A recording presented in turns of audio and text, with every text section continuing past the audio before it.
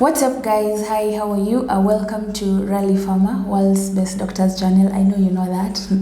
So I first have to apologize for taking some time, like 3 weeks before posting Adulting Happens. And yeah, we are continuing with our series of careers in pharmacy. And guys, we have a special guest. You know how we welcome our guests here? Let's do our drum rolls for her. Thank you. Yeah, so today we're going to talk about project management, and I have Doc here. She'll introduce herself and then we continue with the topic. Hi Doc, welcome. Thank you. Please introduce yourself. Hi everyone, really nice to be here. My name is Anyango Esther. So I'm a pharmacist by profession, and I'm really happy to be here. Oh, welcome. Yeah. Thank you so much for coming. Yeah, so guys, just take 5 seconds and subscribe. Thank you. So let us just start. What is project management? Okay, so as you can tell, the field that I work in is project management. And in a nutshell, I think project management it's an area of practice where you manage projects, for lack of a better word, and projects here they're just tasks that have a timeline. There are tasks, I think I'll just call them tasks that have a timeline. So they have a starting point and they have an end point. So project management is just applying the technical know-how, the skills, utilizing, the resources to effectively manage a project from the beginning up until the end. So basically that's just project management. Okay. Yeah. So could you just take us through your roles and responsibilities? Like how does a day in life of a project manager look like? Okay. Yeah. A day in life of a project manager basically looks like, I'd like to explain it in terms of really what project management entails. Yeah. So of course, when you do get a project, there's the project aspect of a project manager, and there's a management aspect. So when you have a project, you really need to, as a project manager, the project comes to you, and there's a life cycle of a project that you manage. So of course, there's the initiation phase, which is basically the start of a project. So it sometimes comes as an idea by your company or other stakeholders. So as a project manager, then you really need to identify, okay, so this is the idea that will influence the outcome of my project.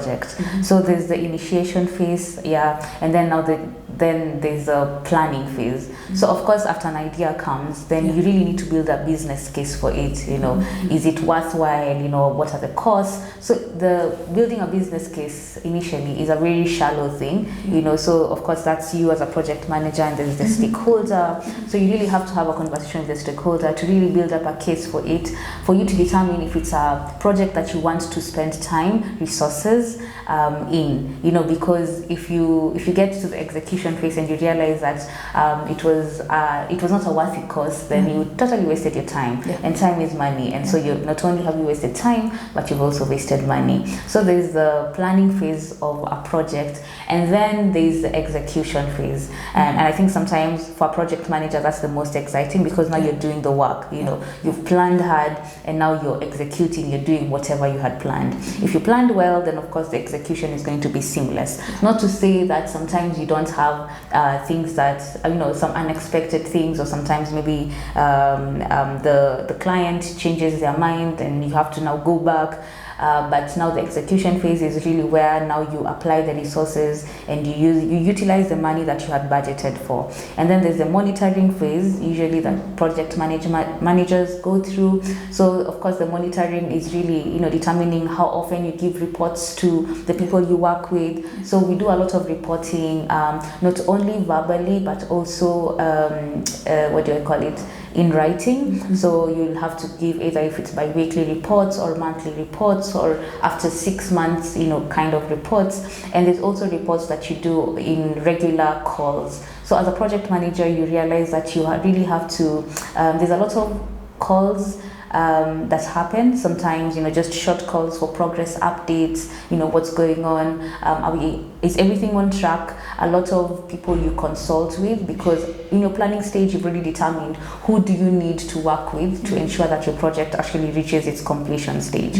And then at the end of it is the project closeout, or the ending or the closing of a project. So it sounds very simple, it's just that, you think that when you close something, you've closed and you go home. But closing is a huge process where there is a closeout report that you write. There are, you have to really give an elaborate report about lessons learned. Did you go back to your planning phase, the deliverables that you had said that you're going to perform. Have you achieved your deliverables? Have you done all these things? And these are reports that you submit to the people you are working with, because remember, there's somebody who funded your project, because projects are not free.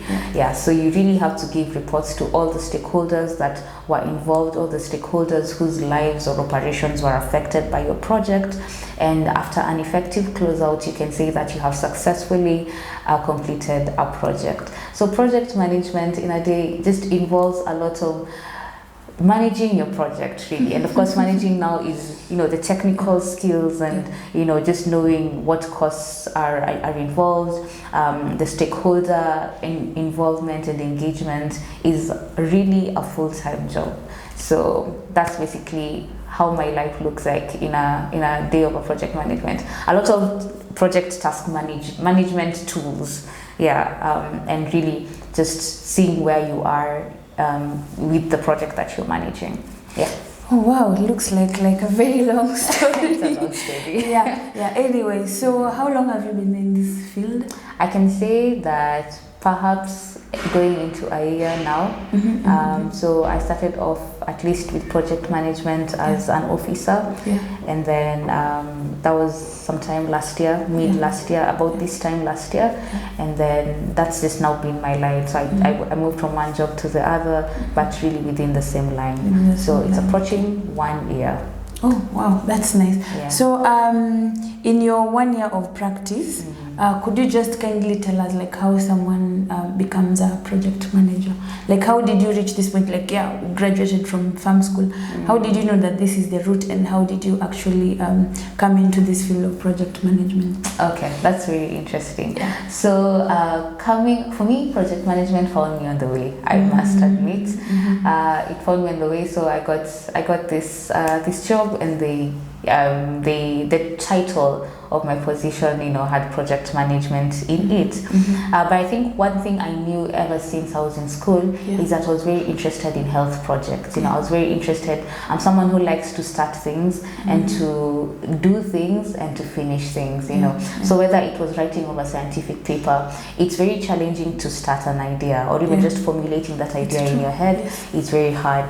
So I used to really take that as a challenge of conceptualizing an idea in my head, putting it down on writing, and seeing a paper through. And papers take a lot of literature reviews, a lot of referencing, a lot of just in-depth reading. But going through that challenge and completing it was something that I relished. So I knew at the back of my head, just knowing that also life is very unexpected. You finish school, you take whatever comes at you.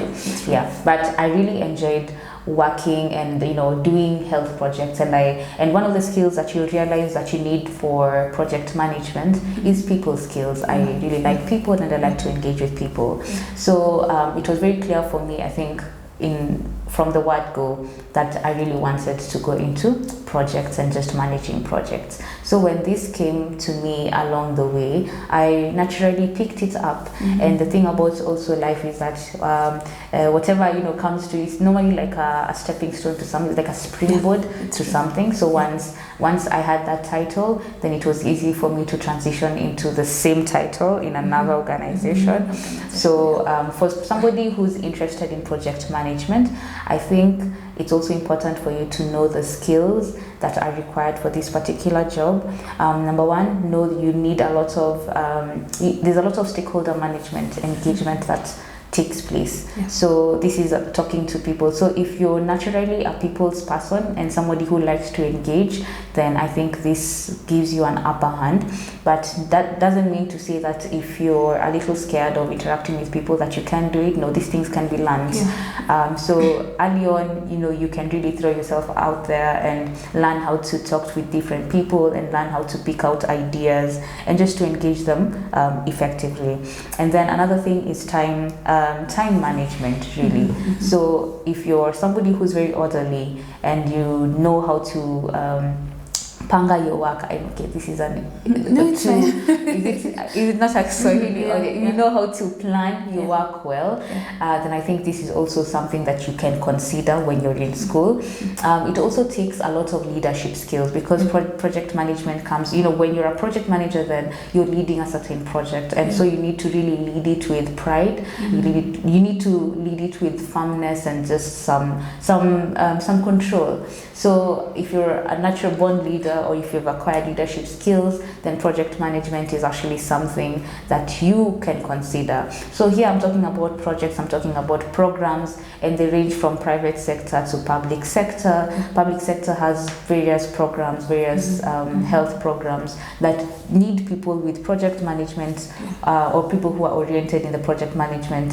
field, to help manage. So mine is really, it's a very wide, I'll tell you, it's a very wide sort of career path, because you won't be told, okay, this is a pharmacy project and go do. It needs you to also be a very flexible person, somebody who's willing to manage things that they were not necessarily trained for, because you'll find you're managing health projects for I don't know, health, yes, but not necessarily within the pharmacy practice. So if you're also interested in venturing out and being not amorphous, but opening your mind and expanding your horizon within health, then I think project management is something you should consider, or you can consider. Okay, so let us look at challenges. I know in every work there are a lot of challenges that people face. So in your field of work, especially now, switching from job to job, or just when you were starting over, are there challenges that you faced, and what are they, and how have you actually overcome them? Okay. The challenges, would I call them challenges? But I think for me, I like to call them opportunities for growth. I think I just alluded to it previously, the being thrown into something that you were not trained for. I think it's very comfortable when you're given something around, or for me, around the pharmacy line. You feel like you got this, and you can do this, and you can relate. But some things were very foreign, and it needs you to ask a lot of questions, and it needs you to read a lot. So I think that was one of my major challenges, just managing projects or leading projects that do not necessarily have a pharmacy background. But the reason why I call them opportunities for growth is because once you lead them and you initiate them and you finish them, then you have grown. You're so much better than somebody who was just, I just reinforced my pharmacy knowledge. I did not expand the information or the knowledge that I otherwise would not have known if I didn't do this particular job. So I think for me, that's one of my major challenges, or maybe also just stakeholder management. Not all stakeholders are the same, not all clients are the same, but again, it's a challenge, but it's also an opportunity for growth, because it also builds your tolerance levels, it heightens your tolerance levels, so that you know that different projects are managed differently because of even the stakeholders that are involved. There's some that may need more patience than others. There are people who are easier to work than other people. Doesn't make them bad people, and sometimes it's just cultural differences, sometimes it's just different work ethics. So it really needs somebody who has an open mind and who's willing to relate with people and to manage projects effectively. So I think those are perhaps the major challenges. But again, I would encourage you guys to call them opportunities for growth, because you can always learn from them and overcome them. It's true. So thank you for the change. So from today onwards, I'll be saying there are opportunities for growth instead of actually challenges. Now let us look at this field, like career opportunities in this field. Are there like career opportunities in this field for more pharmacists to actually venture in, or will you discourage like pharmacists to venture into this field? Because you see, it's one of those fields that actually we were not prepared for when you're leaving school. Like, you don't know there's a field called project management. So like, how will you encourage like other pharmacists to actually join in this field and talk about their career opportunities for growth? Okay, I really like that question. I will tell you that it is definitely an opportunity or a field that pharmacists are well equipped for. I believe, and I've always believed, that our training is so versatile. I mean, you go into school, you're doing anatomy, you're doing physiology, biochemistry, you get to a point you're doing physical chemistry. I mean, we do a lot of things. You know, you do math, you go and do pharmaceutical chemistry, you do pharmacognosy. We did basic math, we did calculus, and sometimes you sit down and you wonder, why am I doing all these things, and how are all these things going to help? Exactly. But the thing I think we don't realize sometimes is that how that opens up our minds to be so versatile and to be ready to handle pretty much anything that is thrown at us. Yes, it's true. So as I said, project management requires people who are flexible and people who are versatile and people who can think or can survive when put in unexpected areas. And I think by virtue of our training, we pharmacists are really naturally well equipped to go into project management. You will survive when you're thrown into the deep end. You are going to, I mean, you really will. And sometimes we just don't know it, and we need somebody else to tell us that you can survive. So I think I don't even think we need to work too hard, to be honest. I don't even think we need to work too hard, because our training has killed us and has the day it's really like taken you through hell and back. It has. But I think that's blessing in disguise, because you're so well able to handle project management very well. Perhaps the things you will need to work on are the soft skills, the things like communication skills, your presentation skills, your stakeholder management, your time, your leadership skills. Those are things you can learn. But I think the technical know-how and the versatility and the flexibility nature of project management as an area of practice, pharmacists are well able. So mine is just to encourage you, when if you leave school and you see some project management officer associate adverts, apply. Please apply. And when you go to the interview, tell them that you have been trained and you're well equipped for this job. So I think that would be my answer to that question that I really like. So finally, we are coming to the end of the video, and I want you to give people like parting shot.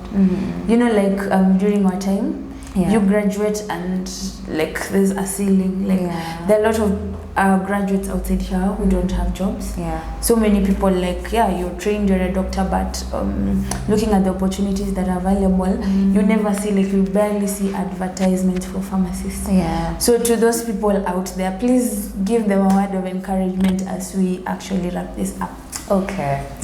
I think not having a job, and I think that can be stressful and that can be hard. But I think I would encourage, two major things. I'd encourage to volunteering. I don't see the benefit in staying home where you could volunteer and learn a few things. I have a major life policy that if you're not earning or learning, then you can leave a job. So, but I think there's always an opportunity to learn, and if I find myself in a place where I am only learning and perhaps not learning, that's an enough reason for me to stay.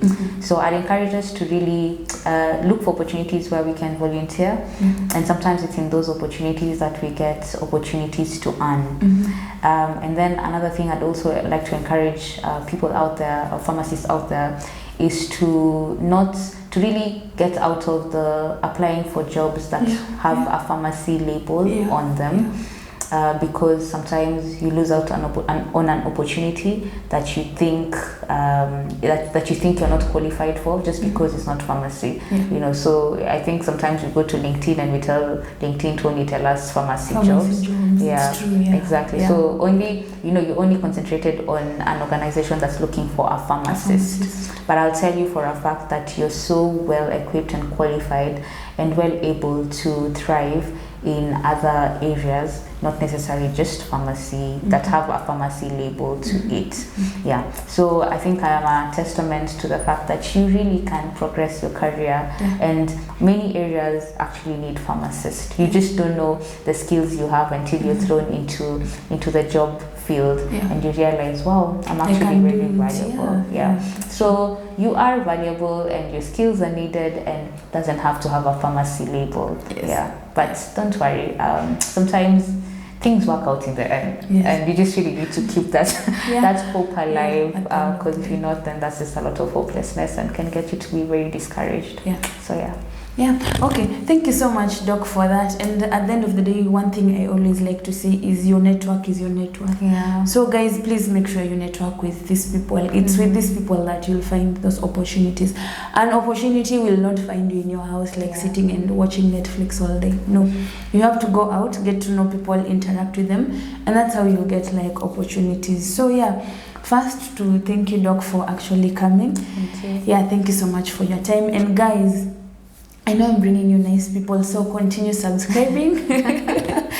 Great knowledge lies here and a lot of, I know. So please subscribe, please like, share, and leave a comment in case you have any question about this video. So thank you so much, guys, for watching. I'll see you in my next video. Bye bye. Bye bye.